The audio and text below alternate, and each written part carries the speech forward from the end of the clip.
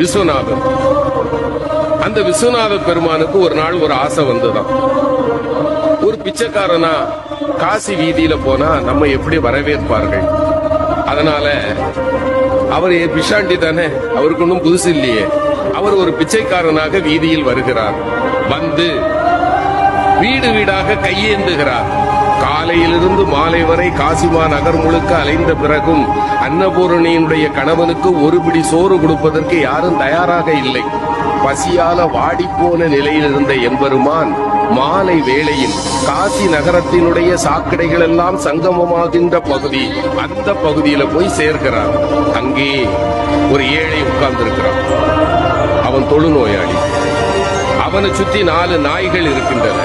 அவன் வேலை என்ன தெரியுமா? காலையிலிருந்து சாயங்காலம் வரைக்கும் எங்கெங்கெல்லாம் அலைய முடியுமோ அலைஞ்சு அவனுக்கு உணவை கொண்டு வருவான். 5 பங்கு வைப்பான். தன்னை சுற்றி இருக்கிற 4 நாய்களுக்கு 4 பங்கு, 5வது இவனுக்கு. அப்படி 4 நாய்களுக்கும் கொடுத்து விட்டு இவன் சாப்பிட போகும்போது சிவபெருமான் போய் கை நீட்டினான். பசிக்குதுப்பான்னா. அவன் அப்படி ஏற இறங்க பார்த்தான். பாதியை கொடுத்துருக்கலாம்ல, முழு உணவையும் கொடுத்து சாப்பிடுன்னா. இறைவன் ஆடி போயிட்டான். பெரிய பெரிய மாளிகையினுடைய வீடுகள்ல கூட எனக்கு ஒரு பிடி உணவு கிடைக்கல, இவன் மொத்த உணவே இவ்வளவுதான், இவங்கிட்ட நான் யாருன்னு சொல்லிடணும். அப்பா நான் யார் தெரியுமா? அந்த ஏழை சொன்னா, ரொம்ப தேவையா? பசிய பத்தியும் எனக்கு தையா தெரியும். நானாவது காலையிலிருந்து தான் சாப்பிடல, உன்னை பார்த்தா 3 நாளா சாப்பிடாத அசாமி மாதிரி தெரியுது. சாப்பிடு, உன் கதையை சொல்லு. இல்ல நான் சொல்லுவேன். உனக்கும் போக்கிடம் கிடையாது. யார பார்த்து? சிவபெருமான பார்த்து. உனக்கும் போக்கிடம் கிடையாது, எனக்கும் போக்கிடம் கிடையாது. இங்கதானே இருக்க போறோம், சாப்பிட்டுக்கிட்டு சொல்லுப்பா. இல்லையா, நான் சொல்லியே ஆகணும். அந்த ஏழை சிரித்து கொண்டே சொன்னான், என்ன பெருசா சொல்லிட போற? நீ யார்? அவ்வளவுதானே. நான் சொல்லவா?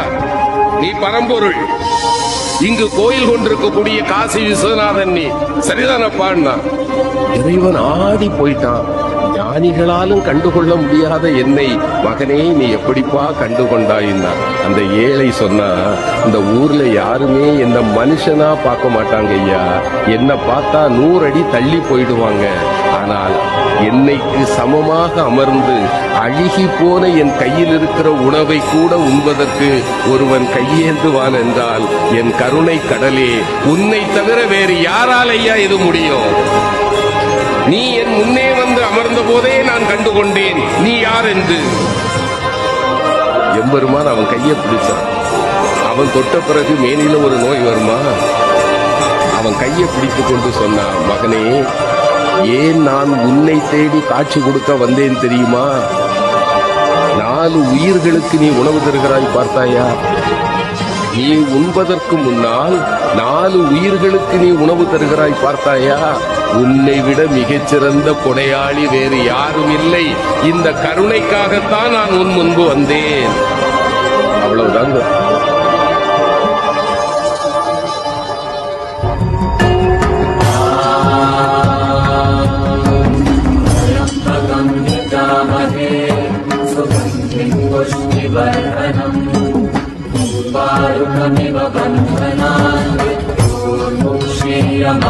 Bye.